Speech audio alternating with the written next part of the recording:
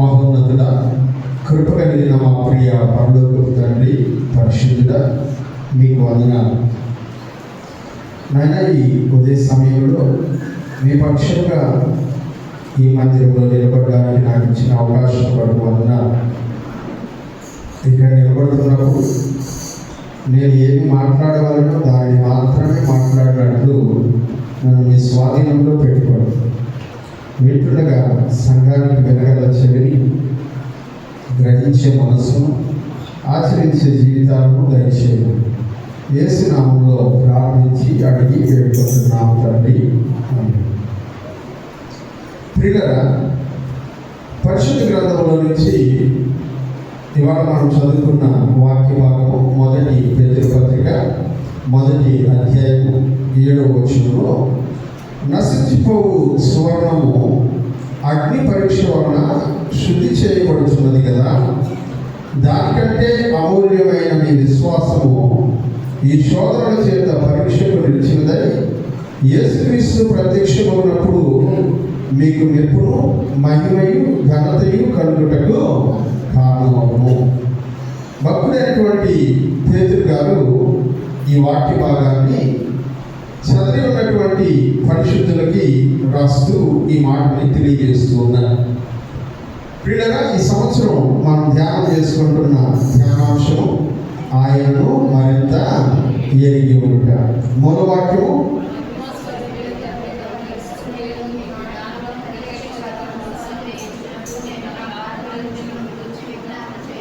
ఆమె అందరూ చెప్పుంటే ఇంకొంచెం సంతోషంగా ఉండేది. ఆయన కూడా దేవునికి స్తోత్రం, హల్లెలూయా.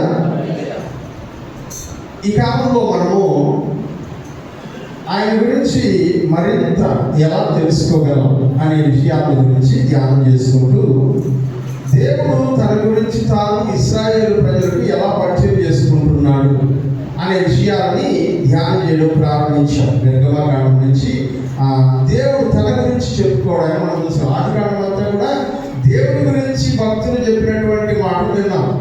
నిర్గమకాండం నుంచి దేవుడే తన గురించి తాను తన ప్రజలతో మాట్లాడడాన్ని మనం చూస్తూ ఉన్నాం. అందులో భాగంగా కొన్ని విషయాలని మనం ధ్యానం చేసుకుంటూ గడిచిన ఒక 4 వారాల క్రితము మిమ్మును పరిశుద్ధపరచు యెహోవాను నేనే అని దేవుడు చెప్పినటువంటి మాటని మనం ధ్యానం చేసుకుంటూ ఉన్నాం. ఆయన అంటున్నాడు, మిమ్మల్ని నేను పరిశుద్ధపరుస్తాను, నేను పరిశుద్ధుడును, మీరు కూడా ఎలా ఉండాలంట? పరిశుద్ధంగా ఉండాలి.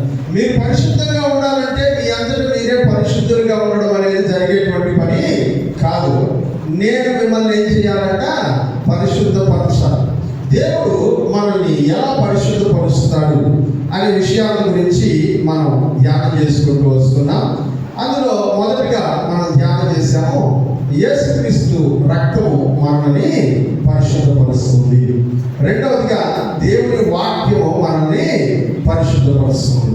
మూడవదిగా పరిశుద్ధాత్మ దేవుడు మనలను పరిశుద్ధపరుస్తాడు. ఈ 3 విషయాల్ని మనం నేర్చుకోవడం జరిగింది.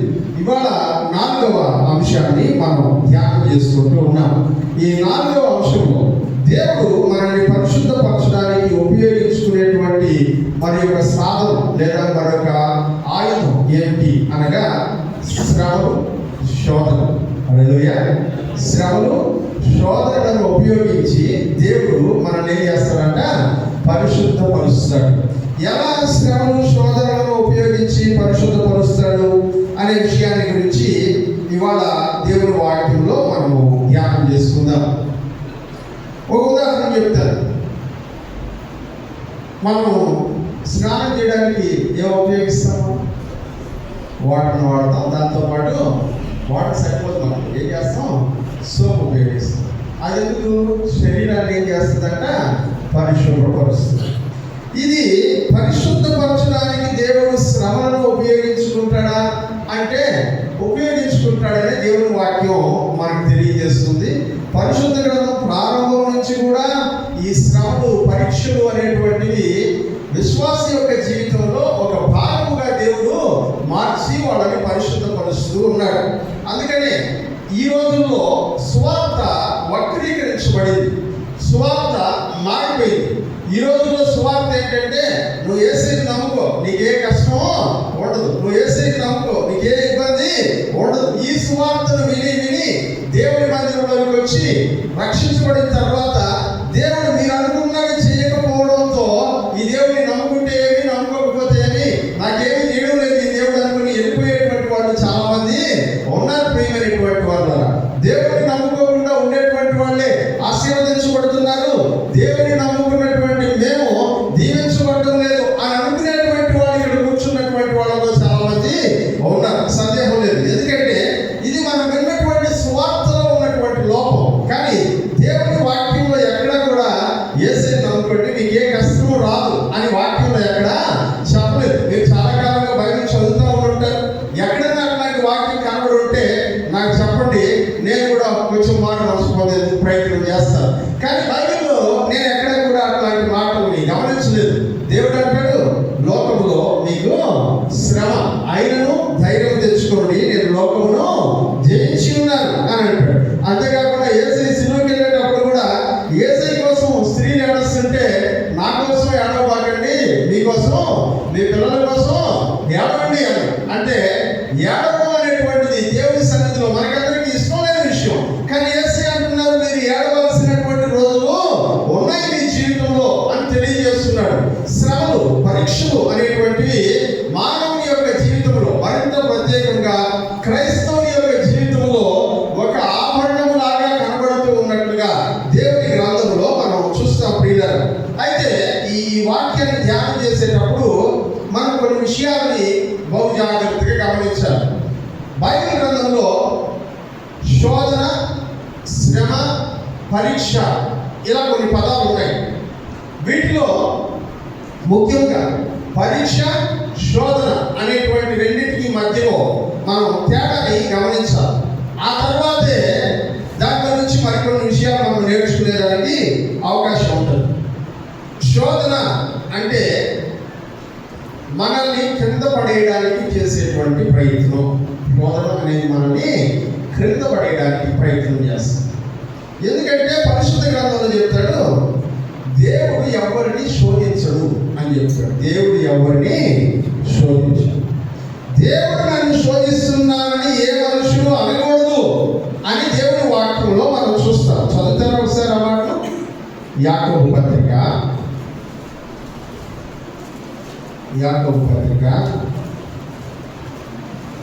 1వ అధ్యాయం 12వ వచనం.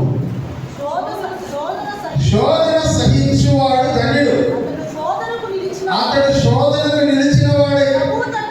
ప్రభు తనను ప్రేమించు వారికి వాగ్దానం చేసిన జీవ కిరీటము పొందును.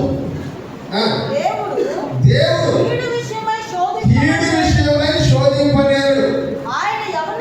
ఆయన ఎవరిని శోధింపడు కనుక ఎవడైనా శోధించబడినప్పుడు నేను దేవుని చేత శోధించబడుతున్నానని అనకూడదు.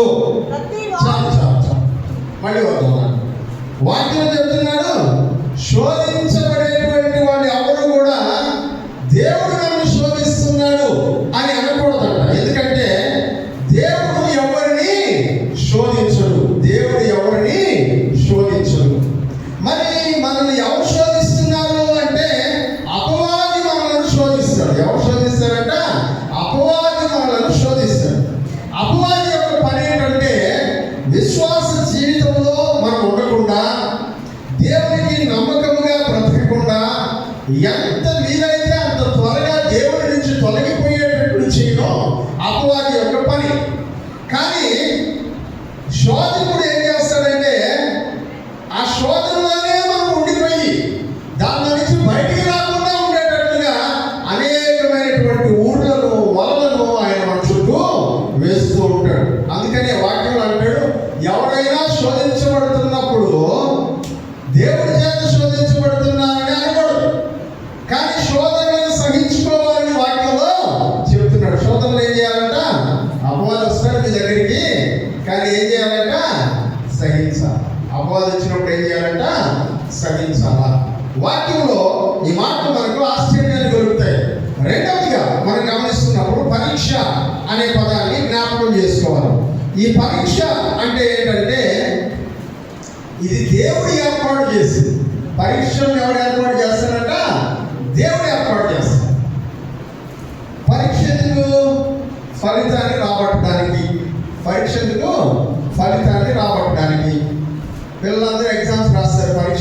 చేస్తారు.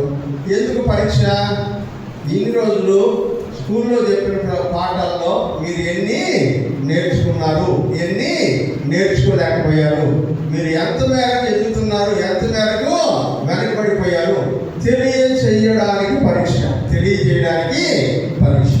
పరీక్ష మనలో ఉండేటువంటి మెరుగైన విషయాలను బయటకు తెస్తుంది. శోధన మనలో ఉండేటువంటి చెడు విషయాలను బయటకు తెస్తుంది. పరీక్ష మనలో ఉన్నటువంటి ఉత్తమమైన విషయాలను బయటికి తీసుకుని వస్తే, శోధన మనలో ఉండేటువంటి కీడుని బయటికి తీసుకుని వస్తుంది. అందుకనే వాక్యంలో ఇందాక చదువుకున్న భాగం అంటాడు, ఎవడు కీడు నిమిత్తమై ఎవరిని కీడును బట్టి దేవుడు శోధించడు అంటాడు. కీడు చేయడానికి దేవుడు ఎవరిని శోధించడు. మరి దేవుడు ఏం చేస్తాడంట? మనుషులని పరీక్షిస్తాడు. మనుషులు ఏం చేస్తాడంట? పరీక్షిస్తాడు. ఆ పరీక్షలో అనేక మంది భక్తులను దేవుడు పరీక్షించాడు. పరీక్షలో పాస్ అయినటువంటి వాళ్ళు కొంతమంది అయితే, పరీక్షలో ఫెయిల్ అయిపోయినటువంటి వాళ్ళు కొంతమంది. దేవుడు చెప్తున్నాడు, నేను నిన్ను పరీక్షించడానికే ఇలా చేశాను అని దేవుడే అంటాడు. మరి అలా పరీక్షలో విఫలమైపోయినటువంటి వాళ్ళు అనేక మంది ఉన్నారు. పరీక్షలో జయించినటువంటి వాడు కూడా అనేక మంది ఉన్నారు. దేవుడు మనల్ని ఎందుకు పరీక్షిస్తాడు అంటే, మనలో ఉన్నటువంటి మంచితనాన్ని బయటకు తీసుకురావడానికి. అపవాది మనల్ని ఎందుకు శోధిస్తాడంటే, మనలో ఉండే చెడుతనాన్ని బయటికి తీసుకుని రావడానికి. ఈ రెండు విషయాలను మనం గ్రహించాలి. అయితే మన తెలుగు బైబిల్లో మీరు బైబిల్ చదివేటప్పుడు కన్ఫ్యూజ్ కాకూడదని ఒక డిస్క్లైమర్, హెచ్చరిక లాగా ఈ మాట చెప్తున్నాను. మన తెలుగు బైబిల్లో దీన్ని తర్జుమా చేసేటప్పుడు పరీక్ష అని ఉపయోగించాల్సిన కొన్ని చోట్ల శోధన అని ఉపయోగించాల్సిన కొన్ని చోట్ల పరీక్ష అని తారుమారుగా రాయబడినటువంటి సందర్భాలు కొన్ని ఉన్నాయి. కనుక ఈ వర్తమానం వినేటప్పుడు కొంచెం మనసు పెట్టి, అలాగే మీరు వాక్యం చదువుకునేటప్పుడు కూడా శోధనలు అని ఉన్న చోట పరీక్ష అనేటువంటి మాటను పెట్టుకొని చదువుకోవాలని ప్రభు నామంలో మీకు మనవి చేస్తున్నాను. ఇది ఒక డిస్క్లైమర్ మాత్రమే.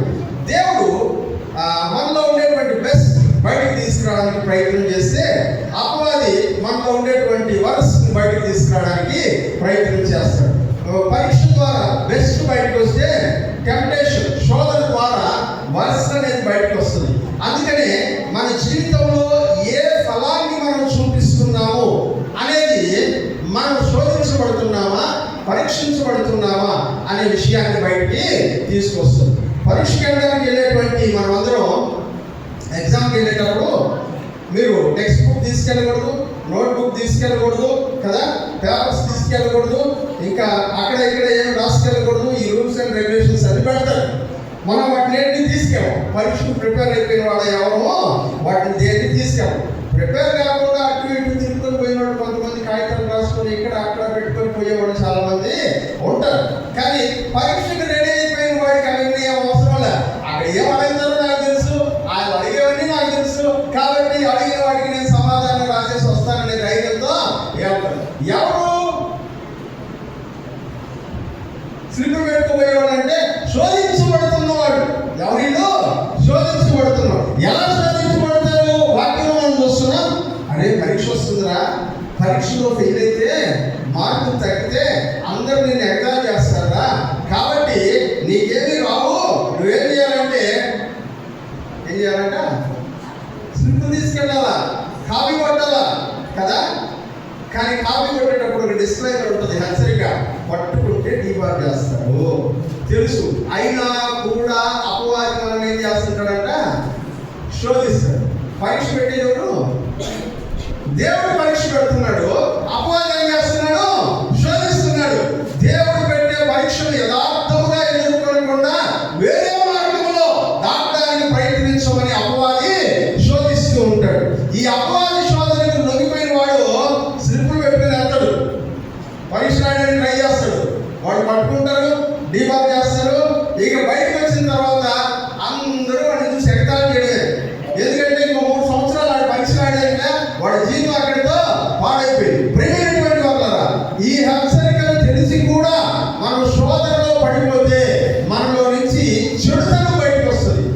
అందరూ మనం ఏమంటారు? రాష్ట్ర అని అభినందన ఈ గుడ్డు చుట్టాలు పెట్టుకుని ఎందుకు బలి రాకుండా పోయినాడు అని అంటారా? ఏది రెండోది ముఖ్యం. విశాఖంలో వాళ్ళందరూ దేవునికి స్తోత్రం చెప్పండి. నిద్ర వస్తుంది వాళ్ళందరూ దేవునికి స్తోత్రం చెప్పండి.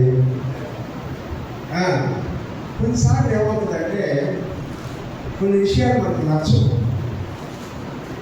నచ్చని విషయాలు వినేటప్పుడు ఎట్లుంటుందంటే మొదలు కూర్చున్నట్టు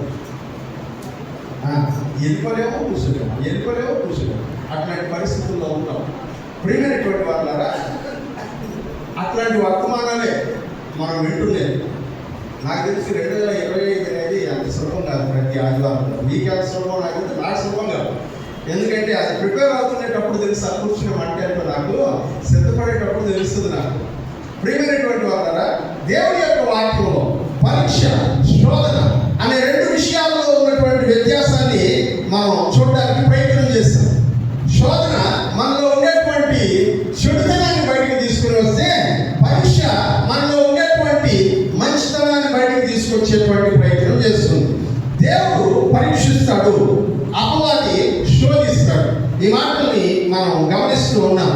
అయితే ఎలా దేవుడు మనల్ని పరీక్షిస్తాడు, దేవుని యొక్క పరీక్ష ఎలా ఉంటుంది, దీని గురించి ఇవాళ కొన్ని విషయాలని దేవుని గ్రంథంలో నుంచి మనం ధ్యానం చేసుకోవడానికి ప్రయత్నం చేద్దాం. దానికంటే ముందు మరికొన్ని వచనాలని మనం చదువుకొని అసలు పరీక్ష, శోధన వీటి గురించి కొన్ని విషయాలు నేర్చుకునేటువంటి ప్రయత్నం చేద్దాం. ఫిలిప్పీయులకు రాసిన పత్రిక 1వ అధ్యాయం 2వ వచనాన్ని చదువుకుందాం. మన తండ్రి యొక్క దేవుని నుండి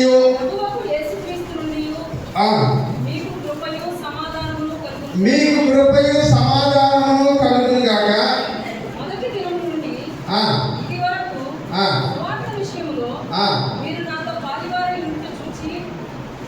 సారీ మా 29 సారీ ఫిలిప్పీయులకు రాసిన పత్రిక 1:29. ఏదైనా మీరు నా యందు చూచినట్టు, నా యందు ఉన్నదని మీరు ఇప్పుడు వినుచున్నట్టు పోరాటము మీకును కలిగి ఉన్నందున. ఒక నిమిషం ఆగండి. వాక్యంలో చెప్తున్నాడు, మీరు నాలో చూస్తున్నారు కొన్ని విషయాలు. రెండవది వింటున్నారు. ఏముంది నాలో? ఒక పోరాటం ఉందని మీరు వింటున్నారు. బాగా పోరాడుతున్నారు అనేటువంటి మాట వినబడతా ఉంది. ఇప్పుడు ఈ పోరాటం నా యందు ఉన్నదని మీరు అనుకుంటున్నటువంటి ఈ పోరాటము మీలో కూడా ఉంది. నేను ఎలా పోరాడుతున్నానో అలాగే మీరు కూడా పోరాడుతూ ఉన్నారు. ఆత్మీయంగా నమ్మకంగా ఉండే విషయంలోనూ, పరిశుద్ధంగా ఉండే విషయంలోనూ, యథార్థంగా ఉండే విషయంలోనూ, శరీర సుఖాలను త్యజించి దేవుని కొరకు నమ్మకంగా బ్రతికేటువంటి విషయంలోనూ, లోకాన్ని విడిచిపెట్టి దేవుని హత్తుకునేటువంటి విషయంలోనూ నాకున్నటువంటి పోరాటం మీలో కూడా ఉన్నది అనేటువంటి విషయము నాకు తెలుసు. చదువు 30. క్రీస్తునందు విశ్వాసం ఉంచడం మాత్రమే కాక ఆయన పక్షమున శ్రమ పడుటయు ఆయన పక్షమున మీకు అనుగ్రహించబడి ఉన్నది. అంటే ఇప్పుడు ఏమంటున్నాడు తెలుసా? యేసును నమ్ముకోవడం మాత్రమే కాదు, యేసు క్రీస్తు పక్షముగా ఏమి అనుభవించడం మనకి ఏర్పరచబడి ఉన్నదంట? శ్రమ అనుభవించడం మనకు ఏర్పరచబడి ఉన్నది. ఇదేందయ్యా, మేమేదో ఆయన నమ్ముకుంటే మంచి జరుగుతుందని చర్చికి వస్తుంటే, యేసయ్యని నమ్ముకుంటే ఏమొస్తుందంట? శ్రమ. అక్కడప్పుడు మేము చర్చికి ఎందుకు రావాలా? ప్రియులారా, దేవుని మందిరానికి రావడానికి, దేవుని సన్నిధికి రావడానికి, దేవుని ఆరాధించడానికి ఏకైక కారణం ఏమైనా ఉందంటే అది కేవలం యేసుక్రీస్తు మీద నీకు ఉన్నటువంటి ప్రేమ ఒకటే కావాలి. హల్లెలూయా. ఆయన ప్రాణం పెట్టి నేను పరలోకం తీసుకెళ్తున్నాడు. హైయెస్ట్ గిఫ్ట్ అది. దాన్ని మించినటువంటి బహుమానం మరొకటి లేదు ఈ ప్రపంచంలో. ఎవరు ఇవ్వలేనటువంటి గొప్ప బహుమానం అది. దాన్ని ఆయన నీకు అనుగ్రహించిన తర్వాత యేసు ప్రభు మీద విశ్వాసం ఉంచడం మాత్రమే కాదు, యేసు ప్రభు పక్షంగా శ్రమను అనుభవించడం కూడా మనకు ఏర్పాటు చేయబడి ఉంది. మరొక వచనం చూద్దాం. యాకోబు పత్రిక 1వ అధ్యాయము యాకోబు పత్రిక 1వ అధ్యాయం 2వ వచనం చూడండి. నా సహోదరులారా మీ విశ్వాసమునకు ఏం జరుగుతుందంట? పరీక్ష జరుగుతుంది. మీ విశ్వాసానికి ఏం జరుగుతుందంట? పరీక్ష జరుగుతుంది. పరీక్షలో రిజల్ట్స్ ఏమై ఉండాలంట? పరీక్ష వల్ల ఏం పుడుతుందంట? ఓర్పు పుడుతుంది. పరీక్ష వల్ల ఓర్పు పుడుతుంది. మీకు ప్రెషర్ ఎక్కువ అవుతున్నప్పుడు, ఒత్తిడి ఎక్కువ అవుతున్నప్పుడు, టెన్షన్స్ ఎక్కువ అవుతున్నప్పుడు చిరాగ్గా ఉంటున్నారా? లేకపోతే దేవుడు దీన్ని దాటమని చెప్పాడని ఓర్పుగా ఉండడానికి ప్రయత్నిస్తున్నారు. చిరాగ్గా ఉండే వాళ్ళందరూ అపవాది ఫ్రెండ్స్. ఆడు చెప్పినట్టే నడుచుకుంటారు, ఆడు చెప్పినట్టే లక్ష్యం. దేవుని యొక్క స్నేహితులు ఎలాంటి వాడు? దేవుని పక్షంగా ఉండేవాడు ఎలాంటి వాడంట? మీ విశ్వాసమునకు కలుగు పరీక్ష ఏం పుట్టిస్తుందంట? ఓర్పును పుట్టిస్తుంది. కొన్నిసార్లు మనం చెప్తున్నాం, నాకు కూడా ఓర్పు కూడా ఒక హద్దు ఉంటుంది అని చెప్తాం. హద్దులు లేనటువంటిది దేవుడు ఇచ్చేటువంటి ఓర్పు. హల్లెలూయా. దానికి ఒక హద్దు అనేది ఉండదు. మనం ఓర్చుకుంటున్న కొలది మరింత శ్రమ మన మీదకి వస్తూ ఉంటుంది. ఎంత అధికంగా ఓర్చుకుంటామో అంతగా శ్రమపరచబడుతూ ఉంటాం. చివరికి దేవుడు అనుగ్రహించేటువంటి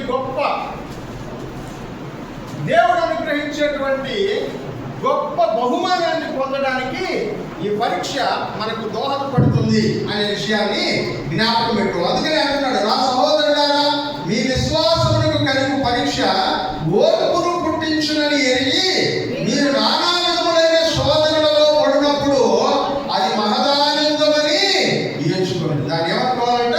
మహా ఆనందంగా భావించండి. మీరు సంపూర్ణులను అరుణాకులను ఏ విషయంలోనూ కొదవలేని వారై ఉండినట్లు ఓర్పు తన క్రియలో ఏం చేయాలంట? కంటిన్యూ చేయాలి. ఓర్పు కొనసాగించాలి. శ్రమస్తున్న కలది ఓర్పు పెరుగుతూ ఉండాలంట. శ్రమస్తున్న కలది ఓర్పును పెరుగుతూ ఉండాలి. ఎలా అంటే, మీరు జిమ్కి వెళ్తారు, ఎక్సర్సైజ్ చేయడానికి జిమ్కి వెళ్ళినప్పుడు అక్కడ వెయిట్ లిఫ్టింగ్స్ పెడతారు. ఆ వెయిట్ లిఫ్టింగ్స్ మొదట 1 కిలో బరువు రోజు ఇలా ఎత్తమని చెప్పి, ఓ వారం అయిన తర్వాత ఆ కిలో తీసేసి 2 కిలోలు చేతికి ఇస్తారు. 2 కిలోలు చేతికి ఇచ్చినప్పుడు నేను 1 కిలో ఇచ్చావు, ఈరోజు 2 కిలోలు ఇస్తున్నావేంటి అని అంటే, నీ బాడీ స్టామినా ఎంత పెరిగిందో చూద్దామని మళ్ళీ ఇప్పుడు 2 కిలోలు ఇస్తున్నా అంటాడు. ఓ వారం రోజులు మళ్ళీ జిమ్ చేసిన తర్వాత 2 తీసేసి 3 పెడతాడు, 2 తీసేసి 3 పెడతాడు. ప్రతిరోజు ఏమవుతుందంటే మీ మీద ఒత్తిడి పెరుగుతూ ఉంటుంది. ఒత్తిడి పెరుగుతుందని వదిలేస్తామా? కాదు, మన స్టామినా పెంచుకునేటువంటి ప్రయత్నం చేద్దాం. అలాగే శోధనలు మీ మీదకి వస్తున్నప్పుడు, శ్రమల మీదకి వస్తున్నప్పుడు వాటిని వదిలేద్దామా? కాదు, మన స్టామినాని, ఆత్మీయమైనటువంటి స్టామినాని పెంచుకునేటువంటి ప్రయత్నం చేస్తాం. ఇది పరీక్షలో మనం ఎదుర్కోవాల్సిన విషయం. ఎగ్జామ్కి వెళ్తారు, ఎఫ్ఏ అయిపోయింది, మీకు ఎఫ్ఏ 1 అయిపోయింది, ఇది కూడా అయిపోయిందా? 1 అయింది. 100లో ఎన్ని మార్కులు వస్తే చూసుకుంటాం. 20గా 25గా 20 ఒక 15 మార్క్స్ వచ్చినాయి అనుకుందాం. 15 మార్కులు వచ్చినాయి. ఇంటికి రాగానే ప్రోగ్రెస్ రిపోర్ట్ చెప్పి ఎన్ని మార్కులు వచ్చినాయి అమ్మా అంటే 15 వచ్చినాయి మమ్మీ అంటాం. 15 త్వరగా కాకెత్తుకుపోయిందా అని అడుగుతారు ఇంటికి రాగానే కదా. ఆ కాకెత్తుకొని పోయిన 5కి సంపాదించడానికి మన ముందుకి FA2 వస్తుంది. హల్లెలూయా. FA2 వచ్చినప్పుడు ఇంకా తప్పుకుందే అనుకోకూడదు. ఈ పోయినసారి 15 వచ్చాయి, ఈసారి ఏమవ్వాలంట 20 రావాలి. FA2 అయిపోయిన తర్వాత 15 కాస్త 17 అవుతాయి. దేవునికి స్తోత్రం కలుగును గాక. హల్లెలూయా.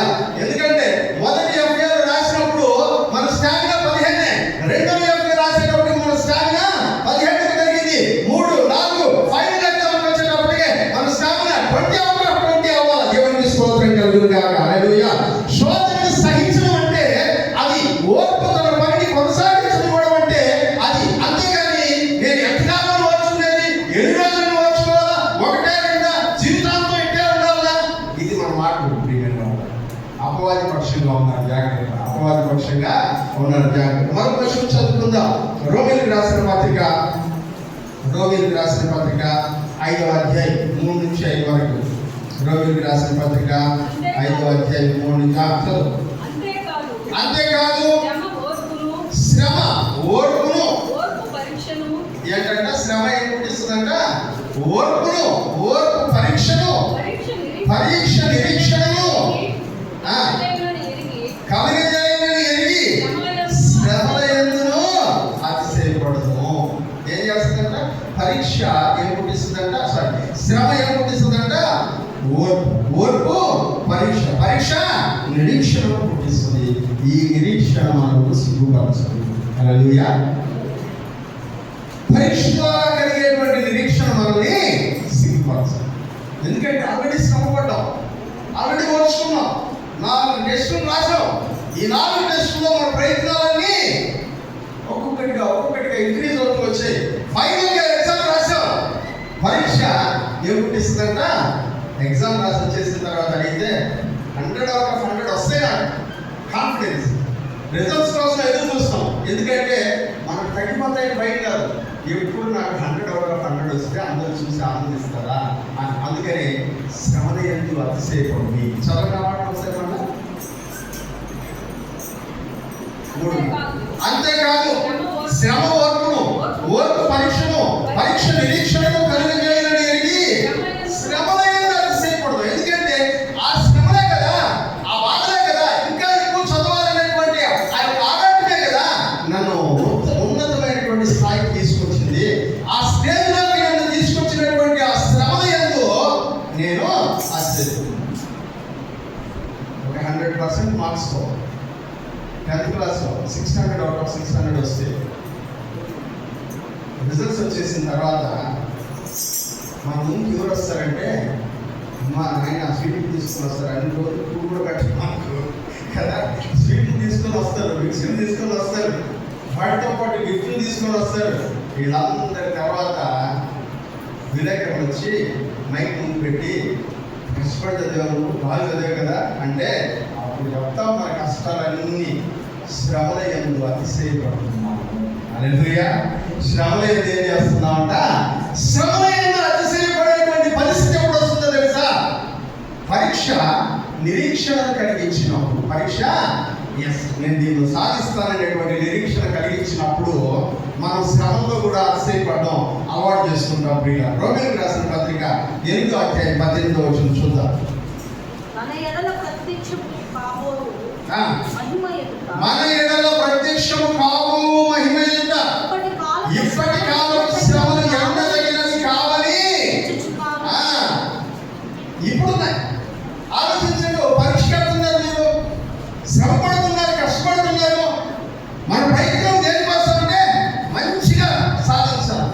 ఇప్పుడు తిండి గురించి ఆలోచించు, నిద్ర గురించి ఆలోచించు. నిద్ర వస్తున్నది కానీ ఆపుకునైనా సరే ఇది కంప్లీట్ చేయాలి, ఇది నేర్చుకోవాలి అని అనుకుంటాం. భోజనం గురించి ఆలోచించు, ఇదిగో ఆ టైంలో స్నేహితుల గురించి ఆలోచించు, బయటకు వెళ్ళి ఎంజాయ్ చేయడం గురించి ఆలోచించు.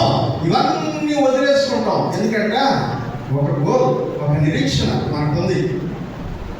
ఒక నిరీక్షణ మనకు, దానికి ఏం చేయడం కొరకు, మన ఎడల ప్రత్యక్షం కాబోతున్నటువంటి మహిమ కొరకు, మన ఎడల ప్రత్యక్షం కాబోతున్నటువంటి మహిమ కొరకు ప్రస్తుత కాలపు శ్రమలు లెక్కించాల్సినవి కాదు. నిద్ర, తిండి, సినిమాలు, షికారులు ఇవన్నీ కౌంట్ చేయాల్సినవి కాదు. వీటికంటే గొప్ప బహుమానం ఒకటి మన ముందు. దానికోసం ఇవన్నీ వదిలేసుకుంటున్నాం. ఇవన్నీ వదిలేసి దాన్ని పొందినప్పుడు మనం ఏం చెప్తాం తెలుసా? ఆ శ్రమలు వచ్చినా కూడా నేను దాటి రాగలిగాను. అప్పుడు శ్రమలు మనకు పెద్దదిగా కనబడవు, మనం పొందిన బహుమానం పెద్దదిగా కనబడుతుంది. దేవునికి స్తోత్రం కలుగును గాక. హల్లెలూయా. 2వ కొరింథీయులకు రాసిన పత్రిక 4వ అధ్యాయం, 2వ కొరింథీయులకు రాసిన పత్రిక 4వ అధ్యాయం 16 నుంచి 18 వచనాల వరకు మనం చదువుకుందాం. మేము అధైర్యపడము, మా బాహ్య పురుషుడు కృషించుచున్నాను, ఆంతర్య పురుషుడు దినదినము నూతనపరచబడుతూ ఉన్నాడు. మేము దృశ్యమైన వాటిని చూడక అదృశ్యమైన వాటిని నిదానించి చూచుచున్నాము కనుక క్షణమాత్రముందు ఈ చులకటి శ్రమ మా కొరకు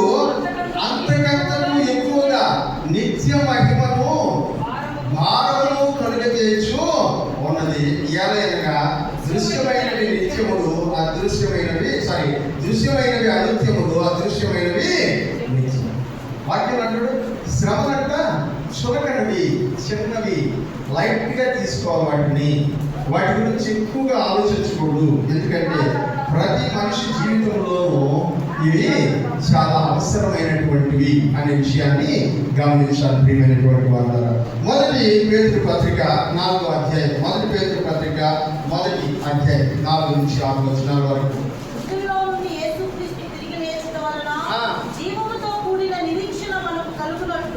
మృతులలో నుండి యేసుక్రీస్తు చదువు తిరిగి లేచుట వలన జీవముతో కూడిన నిరీక్షణ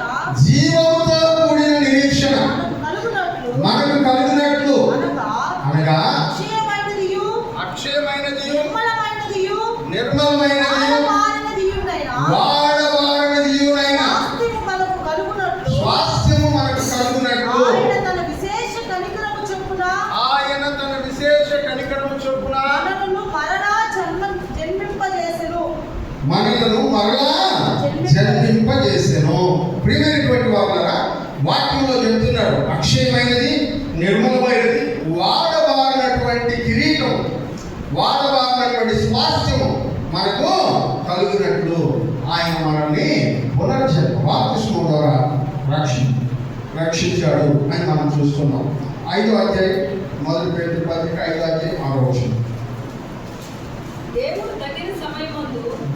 తగిన సమయమందు మిమ్మల్ని హెచ్చించినట్లు ఆయన బలిష్టమైన చేతి క్రింద దీన మనస్సులై, దేవుడు ఒక సమయం ఉందంట మనల్ని హెచ్చించడానికి. అప్పుడు దాకా దేవుడి బలమైన చేతి క్రింద మనం ఎలా ఉండాలంట? అణిగి ఉండాలి. ఇవన్నీ కూడా వినరా, శ్రమ గురించి, శోధన గురించి చెప్పబడినటువంటి ఇంట్రొడక్షన్. ఉపోద్ఘాతం ఏంటంటే వాక్యం ఎంత ఉంటుందో అనుకుంటున్నారా? వాక్యం కూడా పెద్దదే, కానీ చాలా క్లుప్తంగా మీ ఎదుట వివరించడానికి ప్రయత్నం చేస్తారు. ఎందుకంటే దేవుడు మనల్ని పరిశుద్ధపరచడానికి ఏం చేస్తున్నాడంట? ఇలాంటి పరీక్షలు మన జీవితంలో తీసుకొస్తున్నాడు. మనలో ఉండే బెస్ట్ బయటికి తీసుకురావడానికి, మనలో ఉన్నటువంటి బెస్ట్ని బయటికి తీసుకురావడానికి దేవుడు పరీక్షలను పెడుతూ ఉన్నాడు. ఆ పరీక్షల్ని మనం పాస్ అవ్వడానికి డిసైడ్ అయ్యి దానికి తగినట్టుగా మనం ప్రిపేర్ అయితే తప్పకుండా బహుమానాన్ని దేవుని వద్ద నుంచి పొందుతాం. అందులో ఎట్లాంటి సందేహం లేదు. ఇప్పుడు దేవుడు ఎలాంటి పరీక్షల ద్వారా మనల్ని పరిశుద్ధపరిచే ప్రయత్నం చేస్తాడు? 3 పరీక్షలు నేను మీకు చెప్తాను. ఆ 3 పరీక్షలకి ప్రిపేర్ అవ్వడానికి ప్రయత్నం చేయండి. మొదటి పరీక్ష 10th క్లాస్ ఎగ్జామ్, 2వ పరీక్ష ఇంటర్మీడియట్ ఎగ్జామ్, 3వ పరీక్ష IIT ఎగ్జామ్. సరేనా? ఈ 3 ఎగ్జామ్స్ అయిపోయిన తర్వాత లాస్ట్లో UPSC ఎగ్జామ్ ఉంది. లాస్ట్లో మాట్లాడుకుందాం దాని గురించి. ఈ రోజు ఒక 3 test, 10th class, intermediate, IIT exam, వీటి గురించి మనం నేర్చుకునేటువంటి ప్రయత్నం చేద్దాం. నెంబర్ 1 మొదటి పరీక్ష ఏంటంటే కత్తిరించడం. మొదటి పరీక్ష ఏంటంటే మన పెద్దలు చెప్తుంటారు కదా, ఏమన్నా ఎక్స్ట్రా చేస్తున్నారు, తోకలు కత్తిరిస్తా అంటారు. స్కూల్లో అయ్యేది ఎక్కువ వాడే వాళ్ళకి తోకలు కత్తిరిస్తా అని చెప్తుంటారు కదా. సేమ్ కత్తిరించడానికి ఏమంటారంటే 2 రకాలుగా చెప్తారు దాన్ని. ట్రిమ్మింగ్ అంటారు. ఏమంటారు? ట్రిమ్మింగ్ అంటారు. మనోడినంతా షాప్ పోయినాడంటే నేనేం చేస్తాను? షేవింగ్ చేసుకున్నాను. నంద ఏమడుగుతాడు? ట్రిమ్మింగ్ అడుగుతాడు. ట్రిమ్మింగ్ అడుగుతాడు. ఎందుకంటే అవి ఉండాలి, అలా ఒక రోజు వచ్చి కనపడుతున్నారు కదా, దాన్ని ట్రిమ్మింగ్ అంటారు. నేనేం చేస్తానంటే షేవింగ్, కంప్లీట్గా ఏమీ లేకుండా కట్ చేయాలి. 2 రకాలు ఉన్నాయి కత్తిరించడం. ఒకటి షేవింగ్, రెండోది ట్రిమ్మింగ్. ఈ భాషని నేను మా ముఖం మీద వాడాను, కానీ దేవుడు దాన్ని ఎలా ఉపయోగించాడంటే ద్రాక్ష తోట మీద ఉపయోగించాడు. దేని మీద ఉపయోగించాడంటే ద్రాక్ష తోట మీద ఉపయోగించాడు. యోహాను సువార్త 15వ అధ్యాయంలోకి వెళ్ళిపోదాం. మనం అందరం యోహాను సువార్త 15వ అధ్యాయంలోకి వెళ్ళిపోదాం. అక్కడ ట్రిమ్మింగ్ గురించి కొన్ని విషయాలని దేవుడు చెప్తాడు. అక్కడ ట్రిమ్మింగ్ గురించి కొన్ని విషయాల్ని, కటింగ్ గురించి కొన్ని విషయాల్ని దేవుడు చెప్తాడు. వాటి గురించి మనం నేర్చుకునేటువంటి ప్రయత్నం చేద్దాం. యోహాను సువార్త 15వ అధ్యాయం 2వ వచనం చదువుకుందాం. నాలో ఫలింపని ప్రతి తీగెను ఆయన తీసి పారవేయును. నెంబర్ 1, మొదటి ఏం చేస్తున్నారంట? తీసి దాన్ని ఏమంటారు? కట్ చేసి పక్కన పడేయడం. ఫలించకుండా ఉండేటువంటి ప్రతిదీ దేవునికి అవసరం లేదు కాబట్టి దాన్ని నరికి పక్కన పారేయడం. ఇది కంప్లీట్గా రిమూవ్ చేయడం. రెండోది మనం గమనించినట్లయితే కటింగ్ తర్వాత ట్రిమ్మింగ్ అంటే ఏంటంటే అనవసరమైనవి మాత్రమే తీసేసి అవసరమైనవి జాగ్రత్తగా అట్లాగే పెట్టు. దీన్ని రోజా తోటలో చూస్తాను. రోజ్ గార్డెన్కి వెళ్తే ఏమవుతుందంటే రోజా తోటలో చాలా చెట్లు ఉంటాయి రోజా చెట్లు అన్నీ. కానీ ఆ రోజా చెట్లు ఒక్కరో ఎదుగుతుండేటప్పుడు అట్లా కట్ చేస్తారు. ఎందుకు కట్ చేస్తారంటే పక్కనే కొమ్మలు వచ్చి మరలా వాటికి మొగ్గలు రావాలి. మన భాషలో చెప్పడం కొరకు ఇంకొక భాష చెప్తాం, ఇంకొక మాట చెప్తాం. మల్లి చెట్టు ఉంటుంది. మల్లి తోటలోకి వెళ్తే ఒక సీజన్ వస్తే ఏం చేస్తారంట? ఆకు మొత్తం లాగేస్తారు. ట్రిమ్మింగ్. ఎందుకు? ఆకు విసేస్తే అక్కడి నుంచి మరలా కొమ్మలు వచ్చి దాని నిండా ఏమొస్తాయంట? పువ్వులు వస్తాయి. రెండవ వచనం చదవండి ఇప్పుడు మరలా ఒకసారి. నాలో ఫలింపని ప్రతి తీగను ఆయన తీసి పారవేయును. ఫలించు ప్రతి తీగె మరి ఎక్కువగా ఫలించవలెనని దానిలోని పనికిరాని తీగలను తీసివేయును.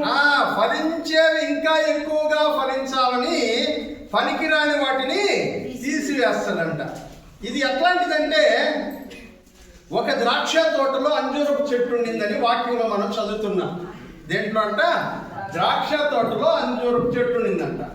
ద్రాక్ష తోటలో ఉండేటువంటి అంజూరపు చెట్టు చాలా సంవత్సరాలుగా అందులో ఉంది, కానీ ఏం కనపడడం లేదంట? పండ్లు కనపడడం లే. యజమానుడు వచ్చి ఈ అంజూరపు చెట్టు ఇక్కడ ఎందుకు? చాలా స్థలం ఆక్రమించేస్తుంది, ఆ చెట్టు తీసేస్తే అక్కడ కూడా ద్రాక్ష తోటలు వేసుకోవచ్చు, కనీసం ఈ అంజూరపు చెట్టు పండితే దాని ఫలం మనకు వస్తుందన్న సంతోషించవచ్చు. కానీ ఫలములు లేనటువంటి అంజూరపు చెట్టు ఉండడం వలన ఉపయోగం ఏంటి? దాన్ని నరికేయాలి. దాన్ని ఏం చేయాలంట? ఎందుకంటే ఏం లేవంట? దేవుడు ఫలములు లేనటువంటి వాళ్ళని నరికివేయడం నెంబర్ 1 టెస్ట్. హల్లెలూయా. కత్తిరించడంలో మొదటి భాగం ఫలములు లేని వాటిని నరికేయడం. మనలో చాలా రకాలైనటువంటి టాలెంట్స్ని దేవుడు అలాగే పెట్టాడు. వాటిని మనం కొన్నిటిని ఉపయోగిస్తాం, కొన్నిటిని ఉపయోగించాం. ఉపయోగించే వాటిని మాత్రమే ఉంచుకొని ఉపయోగించని వాటిని ఏం చేస్తాం? పక్కకి తీసేయాలి. ఉదాహరణకి మీ స్మార్ట్ ఫోన్లో చాలా యాప్స్ ఉంటాయి. వాటిలో 99% యాప్స్ మీరు వాడరు, 1-2 వాడతారు. అప్పుడప్పుడు ఫోన్లో ఒక మెసేజ్ వస్తుంది. మీకు ఏమని వస్తుందంటే డిలీట్ ఆల్ అన్యూజ్డ్ యాప్స్ అని వస్తుంది. ఎవరన్నా చదివినారో లేదో నాకు తెలియదు ఆ మెసేజ్. అంటే మీరు ఉపయోగించని అనవసరమైన యాప్స్ అన్నింటినీ తీసేయండి, ఎందుకంటే ఎక్కువ స్టోరేజ్ని అది వాడేసుకుంటుంది, ఎక్కువ బ్యాటరీని డ్రైన్ చేస్తుంది అని ఒక మెసేజ్ ఫోన్ నీకు ఇస్తుంది.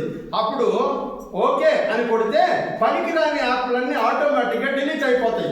అట్లాగే పనికిరానివన్నిటిని అనవసరంగా మీలో ఉండి నిరుపయోగంగా పడున్నటువంటి వాటన్నిటిని డిలీట్ చేయడం మొదటి పని.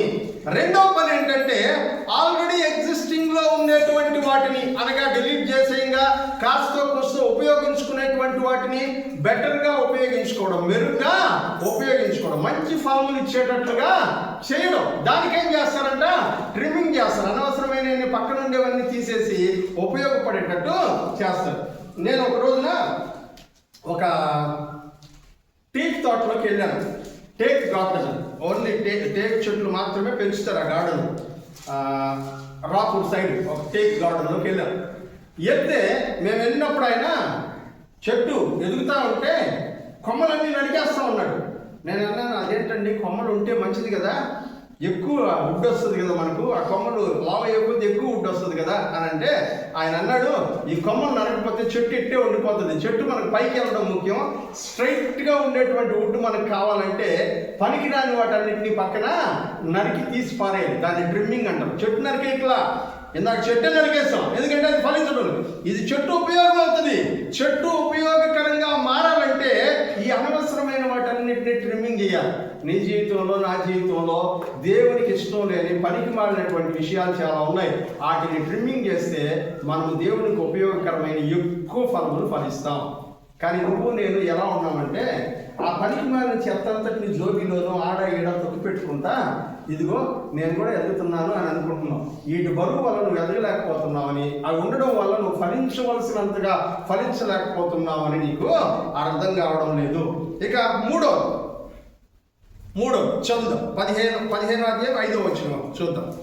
ద్రాక్షావళిని నేను తీగలు మీరు ఎవడు నా యందు నిలిచి ఉండునో నేను ఎవని యందు నిలిచి ఉండునో వాడు బహుగా ఫలించాలంట. ఒకటి ఫలించడం, రెండవది మరి ఎక్కువగా ఫలించడం. రెండవ వచనంలో చూస్తాం కదా, మరి ఎక్కువగా ఫలింపోలేనని. అదే కదా, ఫలించు ప్రతి తీగే మరి ఎక్కువగా మొదటి అసలు ఫలములే లేదు, రెండవది కొంచెం ఫలములు ఇచ్చాడు, మూడవది ఎక్కువగా ఫలించేది, నాలుగవది బహుగా ఫలించేది.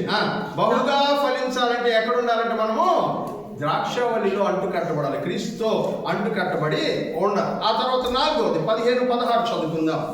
దాసుడు తన యజమానుడు చేయదానిని ఎరుగుడు గనుక ఇక మిమ్మును దాసులని పిలువక 15 మీరు నన్ను ఏర్పరచుకొనలేదు, మీరు నా పేరు తండ్రిని ఏమి అడుగుదురో అది ఆయన మీకు అనుగ్రహించినట్లు మీరు వెళ్ళి ఫలించుటకును మీ ఫలము నిలిచి ఉండుటకును. ఇది ఎట్లాంటి ఫలం అంట? నిలిచి ఉండే ఫలం, అలాగే నిలిచి ఉండేటువంటి ఫలం. యేసు ప్రభు ఈ నిలిచి ఉండే ఫలం కొరకే ఒక అంజూరపు చెట్టు దగ్గరికి వెళ్ళి ఫలం ఉన్నదా లేదా అని చూశాడు. నిలిచి ఉండేటువంటి ఫలం, ఎన్ని పరిస్థితులు వచ్చినా చెట్టు మీద నుంచి రాలిపోకుండా నిలబడి ఉండేటువంటి ఫలం. ఈ నిలిచి ఉండేటువంటి ఫలం కొరకు యేసు ప్రభు ఆ రోజును వెతికాడు. ప్రియమైనటువంటి వాళ్ళరా, ఆయన కనబడలేదు, అందుకని ఆ చెట్టుని శపించినట్లుగా మనం వాక్యంలో చూస్తాం. ట్రిమ్మింగ్ అనగా నరకడం లేకపోతే కత్తిరించడం దేవుడు ఉపయోగించే క్రమశిక్షణ. మన జీవితంలో కొంతమంది పనికి రానటువంటి స్నేహితులు ఉంటారు. వాళ్ళని కత్తిరించుకుంటే నువ్వు ఆత్మీయంగా ఎదగలేవు. నీ జీవితంలో పనికి రానటువంటి సంబంధాలు కొన్ని ఉంటాయి, వాటిని కత్తిరించకపోతే నువ్వు ఆధ్యాత్మికంగా ఎదగలేవు. నీ జీవితంలో నిరుపయోగమైనటువంటి నిరర్థకమైనటువంటి కొన్ని విషయాలు దాగి ఉన్నాయి, వాటిని కట్ చేయకపోతే నువ్వు ఫలించవలసినంతగా ఫలించలేవు. అందుకనే పనిష్మెంట్ ఎక్కడ స్టార్ట్ అవుతుందంటే, డిసిప్లైనింగ్ ఎక్కడ స్టార్ట్ అవుతుందంటే కత్తిరించడంతో ప్రారంభమవుతుంది. హల్లెలూయా, హల్లెలూయా. కొన్ని వదిలేయాలి, వదలకుండా దేవుని అంది ఎదగడం సాధ్యపడదు. కొన్నింటి నుంచి దూరం జరగాలి. దూరం జరగకుంటే దేవుణ్ణి మహిమపరచడం సాధ్యపడదు. అందుకనే కదా, ఎవడైనను నన్ను వెంబడించబోరిన ఎడల తనను తానే ఉపేక్షించుకొని, తనను తానే వదిలిపెట్టుకొని, తన సిలువను ఎత్తుకొని నన్ను వెంబడించాలంట. ఆ ట్రిమ్మింగ్ జరగకపోతే కనబడ్డ ప్రతి విషయాన్ని మనం భుజాన్ని వేసుకుని వెళ్తా ఉంటే దేవుని యందు ఎదగడం సాధ్యపడదు. మీరు దేవుని యందు ఎదగాలి అనే అనుభవంలో ఉండాలంటే మాత్రం తప్పకుండా ట్రిమ్మింగ్ జరగాల్సిందే. ట్రిమ్మింగ్ జరగకపోతే మీరు స్టాగ్నేట్ అయిపోతారు, అంటే అట్లాగే నిలబడిపోతారు. బొదుగు లేనటువంటి వాడుగా ఉండిపోతారు. అనవసరమైన వాటిని పక్కన పెట్టి ఆధ్యాత్మిక జీవితంలో ముందుకు కొనసాగాలి. అప్పుడే ఎదుగుదల, ఫలించడం అనేటువంటివి సాధ్యమవుతుంది. రెండవది, ఫస్ట్ది కటింగ్, రెండవది రిఫైనింగ్. రెండవది ఏంటంటే రిఫైనింగ్ అంటే ఏంటంటే, మీరందరూ పామాయిల్ ఫ్యాక్టరీస్లోకి వెళ్తారు కదా, వాటి మీద ఏమని రాసి ఉంటుంది? ఏం ఆయిల్? Refined oil. ఏం ఆయిల్ అది? Refined oil. రిఫైనింగ్ అంటే అగ్ని చేత పరీక్షించబడినవి అన్నారు. రిఫైన్డ్ అంటే అర్థం ఏంటంటే అగ్ని చేత పరీక్షించబడినవి. కటింగ్లో శుభ్రం చేయడానికి కత్తెర లేకపోతే కత్తి వాడతారు. దీనిలో అగ్నిని వాడతారు. దీనిలో ఏం వాడతారు? అగ్నిని వాడతారు. శుద్ధి చేయడానికి అగ్నిని వాడతారు. యెషయా గ్రంథం 48వ అధ్యాయం 10వ వచనం చదువుతాం. త్వరగా యెషయా గ్రంథం 48వ అధ్యాయం 10వ వచనం. నేను నిన్ను పుటము వేసి తిని వెండిని వేసినట్లు కాదు. నేను నిన్ను పుటము వేసి తిని వెండిని వేసినట్లు కాదు. ఇబ్బంది కొలిమిలో నిన్ను దేంట్లో అంట ఇబ్బందుల కొలిమిలో. ఏమని పిలుస్తున్నాడు దాన్ని? ఇబ్బందిని ఏమని పిలుస్తున్నాడు ఆయన? కొలిమి. రిఫైన్ చేయడం అంటే అర్థం ఇదే. ఆయిల్ విదేశాల నుంచి వస్తుంది. అది ఎట్లా ఉంటుందో కూడా నాకు తెలియదు, నేను ఇంతవరకు చూడాల. వీడు దాంట్లో పని చేస్తాను. నందకు తెలిసి ఉంటుంది ఏమో. రా ఆయిల్ ఎట్లా ఉంటుంది నంద? బ్లాక్గా ఉంటుంది. అది ఎత్తుకొచ్చి వంట చేసుకున్నావా? అసలు పనికిరాదు మనకి కదా, ఉపయోగపడదు. ఇప్పుడు ఆ పనికిరాని ముడి నూనెని ఏం చేస్తారంటే బాయిలర్స్లో వేసి దాన్ని బాగా కాగబెడతారు. దాన్ని బాగా ఎక్కువ వేడిలో దాన్ని కరగబెడతారు. దాంట్లో కరగబెట్టేటప్పుడు అన్నెసరీ థింగ్స్ అన్నింటినీ పక్కనే వస్తారు. అబ్రాహ్మణ్ అప్పుడు పోయేటప్పుడు నాకు చెప్పేవాడు, ఆ బ్లాక్ కలర్లో దాని నిండా నిలబడిపోయి ఉంటుంది, అంటే కాలువల నిండా నిలబడిపోయి ఉంటుంది. అది తీసేయడమే పెద్ద పని. అదంతా కూడా వేస్టేజ్, నిరుపయోగమైనటువంటిది. అదంతా కూడా వేస్టేజ్, నిరుపయోగమైనటువంటిది.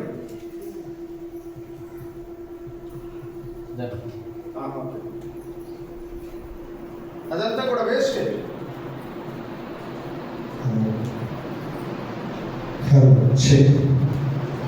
అదంతా వేస్టేజ్, నిరుపయోగమైనటువంటిది, పనికిరానటువంటిది.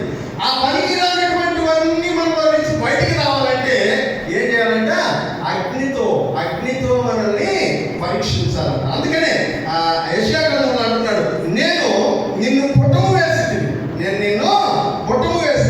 వెండిని వేసినట్లు కాదంట. దేంట్లో అంట?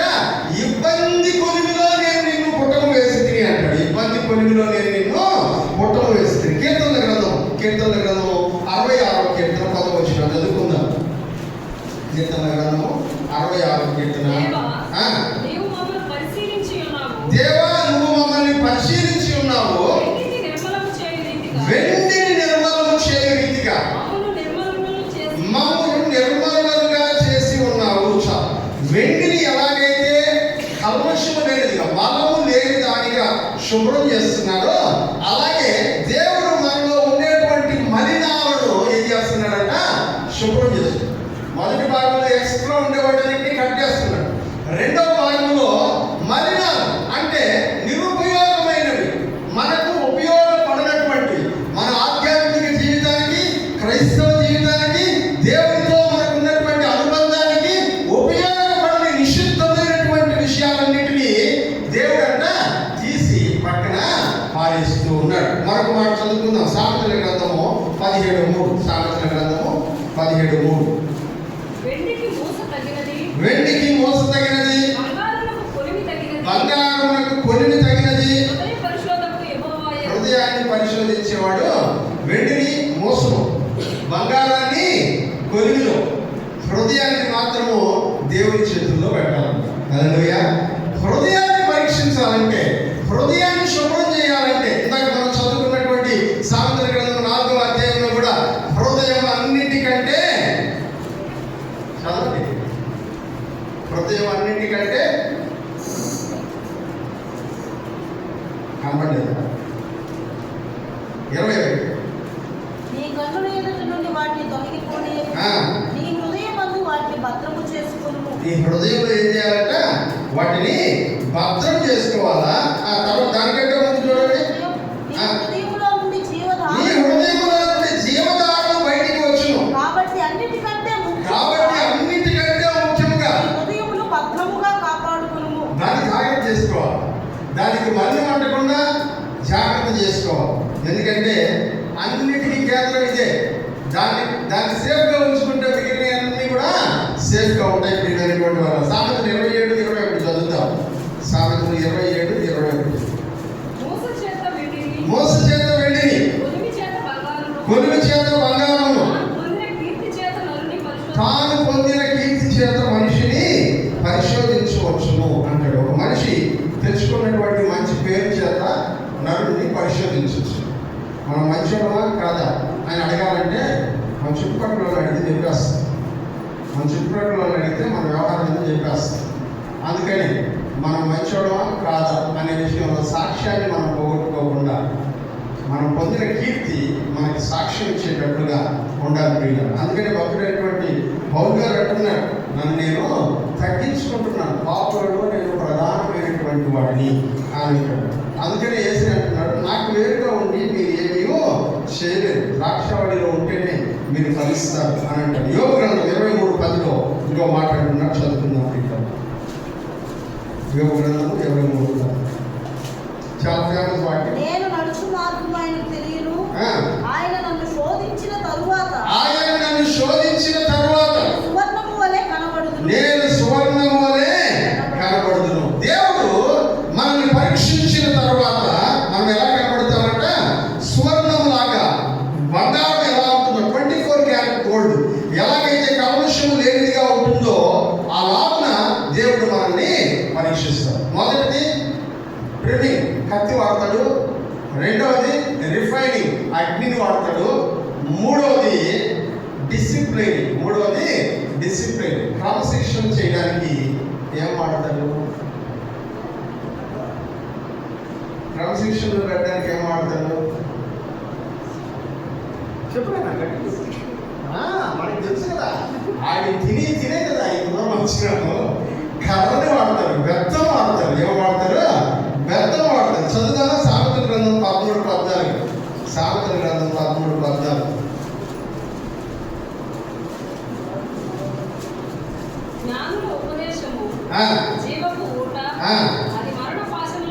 జ్ఞానులు చెప్పినటువంటి మాటలు జీవపు ఊట లాంటివి. అవి మరణం నుంచి మనల్ని తప్పిస్తాయి. ప్రయత్నం ఏంటంటే క్రమశిక్షణలో పెట్టడంలో ప్రయత్నము. మనము మరణంలోకి వెళ్ళిపోకుండా, ఆ నరకంలోకి వెళ్ళిపోకుండా, అపవాది చేతిలోకి వెళ్ళిపోకుండా డిసిప్లిన్గా ఉంచడానికి మనకు ప్రయత్నాలు జరుగుతూ ఉన్నాయి. యేసు ప్రభు దేవుని మందిరంలోకి వెళ్ళినప్పుడు కొరడాన్ని వాడాడు. ఏం వాడాడంట?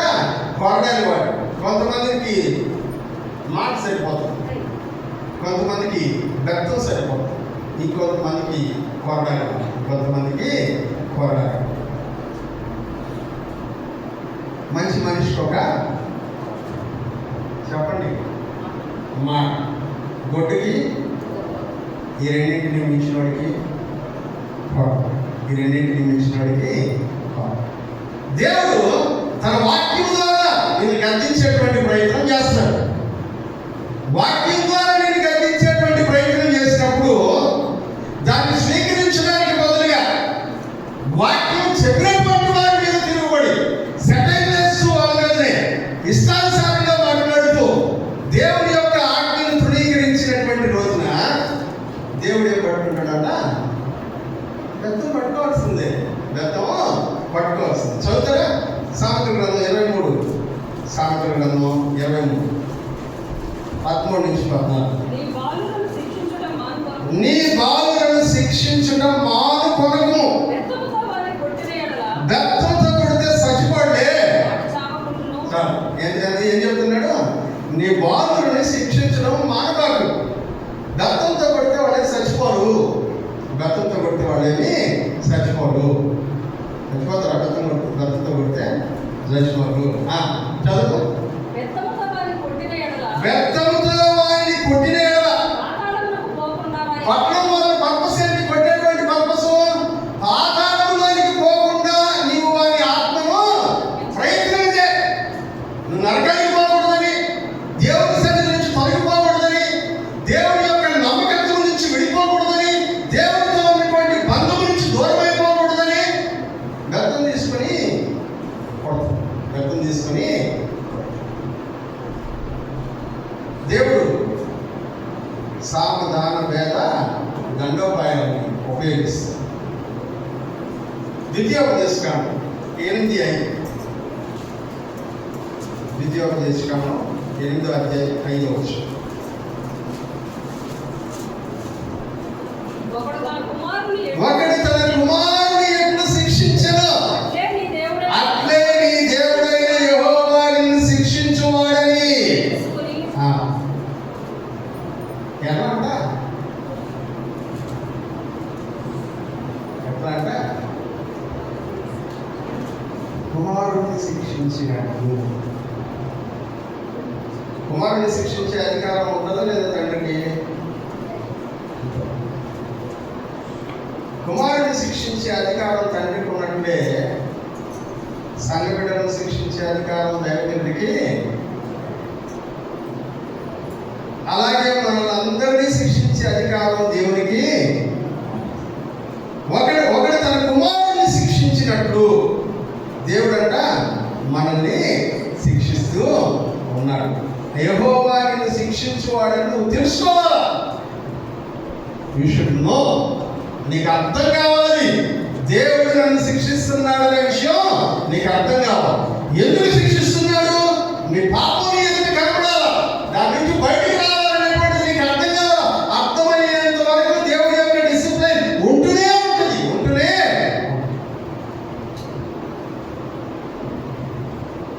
కొంతమంది కొడుతున్నాడని తండ్రుల మీద తిరగబడేటువంటి వాళ్ళు ఉంటారు.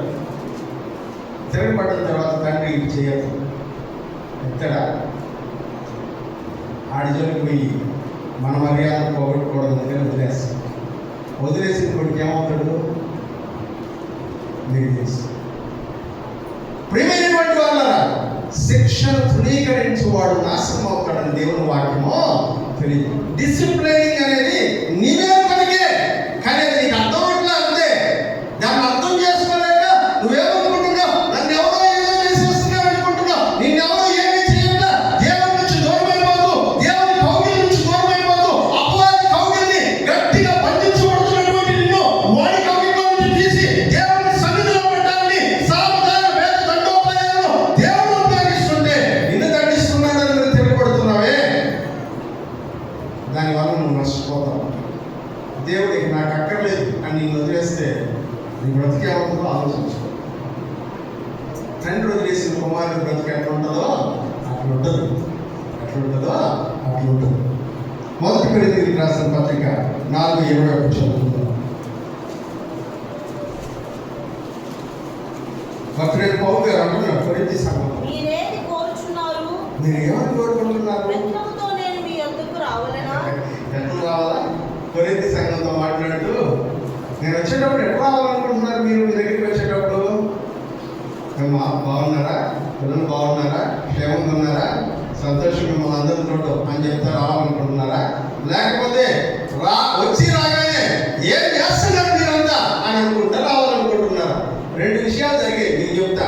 కొరింథీ సంఘంతో ఆయన మాట్లాడుతూ, కొరింథీయులకు మొత్తం 4 లెటర్స్ ఉన్నాయి. కొరింథీ పత్రికలు 4 ఉన్నాయి. బైబిల్లో 2 ఉన్నాయి. బైబిల్లో 2, మొత్తం 4 లెటర్స్ రాశాడు పౌలు గారు. మొదటి లెటర్ మనం చదువుతున్నది మొదటి లెటర్.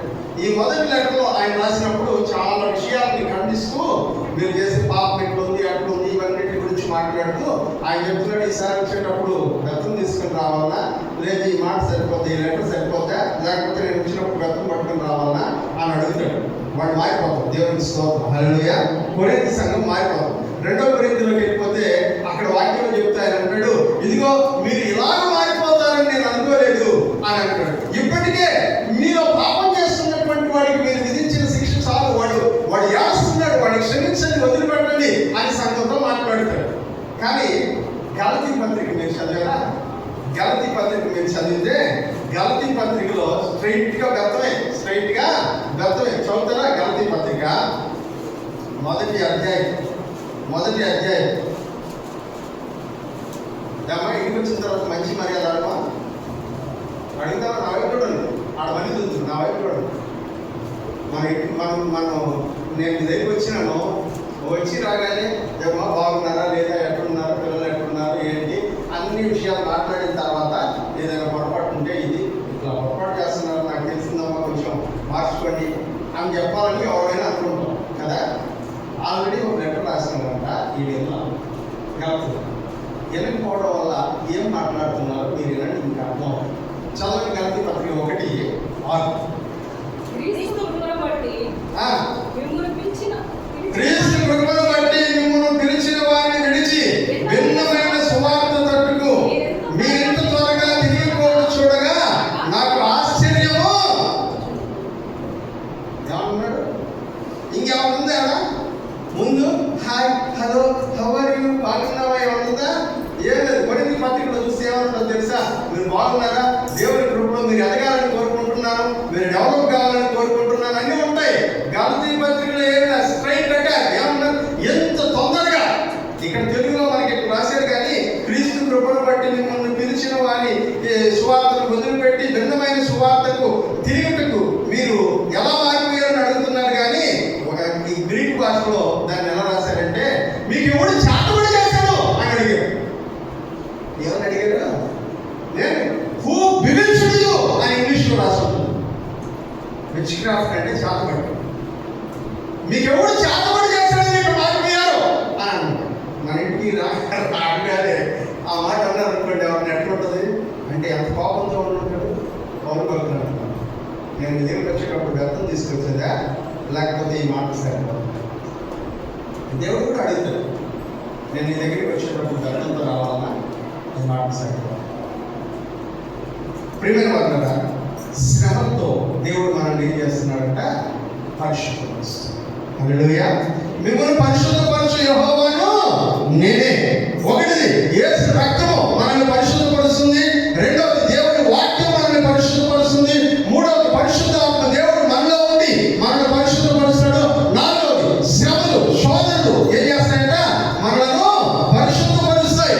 ఆ వాక్యం చెప్తున్నాడు మనం చదువుకున్నటువంటి మూల వాక్యం మొదటి పేతురు పత్రిక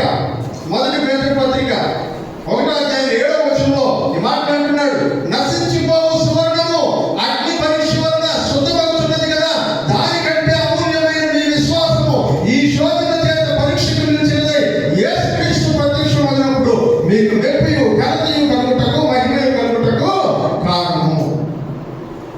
మీరు మహిమపరచబడాలన్నా ఘనపరచబడాలన్నా ప్రజల దగ్గర మంచి పేరు, దేవుని ఎదుట మంచి పేరు సంపాదించుకోవాలన్నా పరీక్షించబడాలి. శోధనలు శ్రమలు ఇబ్బంది కొలిలో కాల్చబడాలి. ఎలాగైతే ద్రాక్షావళి చుట్టూ ఉండబడిన పనికిరాని నడిపివేయబడాలో, ఎలాగైతే మలినమైనటువంటి విషయాలు మన హృదయంలో నుంచి తొలగించబడాలో అందుకు అగ్ని శోధనను ఎలా ఉపయోగిస్తాడో, ఎలాగైతే ఇప్పుడు మనం చదువుకున్నట్టుగా కర్ర పట్టుకుని మనలో ఉండేటువంటి ప్రతి మూర్ఖత్వాన్ని తొలగించేస్తాడు. కర్ర పట్టుకుని ఏం చేయాలంట? వాక్యం తెలియజేస్తాడు. వారి హృదయంలో మూఢత్వం స్వాభావికముగా శిక్షాదండనము దాని నుండి తొలగించి. చిన్నపిల్లకాయల హృదయంలో మూర్ఖత్వం ఉంటుందంట. అది పోవాలంటే ఏం చేయాలంట? కొట్టాలంట. కొడితేనే మూర్ఖత్వం పోతుంది, కొట్టకపోతే మూర్ఖత్వం పోతుంది. తల్లులందరూ కూతురు సాధించుకోవాలండి. మీ తల్లులందరూ మీ సాధించుకోవాలి సార్, పెట్టుకోవాలి. తల్లులందరూ కూతురు ఉండబాకండి. మన తల్లులు కూడా మన సాయి అట్లే చూసారు ఒకప్పుడు. శిక్షా దండం దాని నుంచి డిసిప్లిన్కి ఎవడు తలంచుతాడో వాడు దీవించబడతాడు. శ్రమలకు తలంచేవాడు దీవించబడతాడు. శోధనను సహించేవాడు దీవించబడతాడు. దాని నుంచి తప్పించుకుని వెళ్ళిపోవడానికి ట్రై చేసేవాడు పనికిరాదు. ఎగ్జామ్ ఉంది, వచ్చిందో రాయదో, వచ్చినంత వరకు రాయాలి. ఎగ్జామే రాయకుండా వెళ్ళిపోదాం అనుకుంటే ఎగ్జామ్ రాసి ఒక 10 మార్కులు వస్తే ఈసారి ట్రై చేయి వస్తాయి అని చెప్తారు. ఎగ్జామ్ రాయకుండా ఏది పనికి మనం పరీక్షలు కూడా రాయకుండా కొన్ని సంవత్సరాలు నా బండి కాడ పెట్టినా బాగుపడుతుండే ఈ సంవత్సరాలతో వేస్ట్ అయిపోయింది. అంటా కదా మనం పరీక్షలు రాసేవాడు అందరికీ బాధ. కానీ నేనేం చేయను, పరీక్ష నిరీక్షణ ఇస్తుందని ప్రియమైనటువంటి వాడు. 5 మనల్ని పరిశుద్ధపరిచేటువంటి 5 విషయం ఏంటో తెలుసా? పరిశుద్ధ దినం, విశ్రాంతి దినం మనల్ని పరిశుద్ధపరుస్తుంది. రేపు వారు ధ్యానం చేస్తాం. కలవచ్చని ప్రార్థన చేస్తాం. చెప్పినటువంటి ఈ లేఖనాన్ని మనసులో ఉంచుకొని